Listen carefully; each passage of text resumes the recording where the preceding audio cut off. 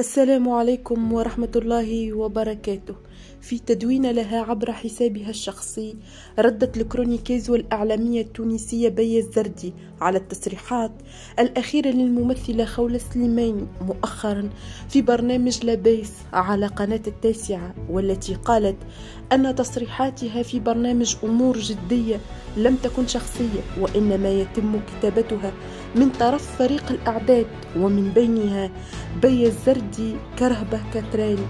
وقالت بيا مستغربة: كتبولك مش قلتي على نيتك وما تقصدش الإساءة، مش قلت للناس وحلفت اللي انتي على نيتك، هك اعترفت اللي كتبولك مع سبق الإصرار والترصد، كي قلت لهم كذابة كذبوني.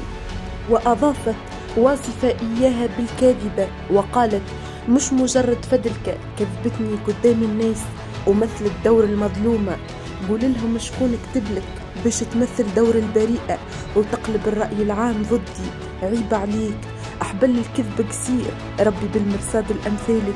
كما وصفتها بأنها منافقة وتحب الكذب وافتعال البيز، وكذبت روحك بروحك، عندك الحق، كنت جينيال في الكذب والنفاق والفتنة والبيز، نيفو بقى ومسح رقعتك ما تحشمش.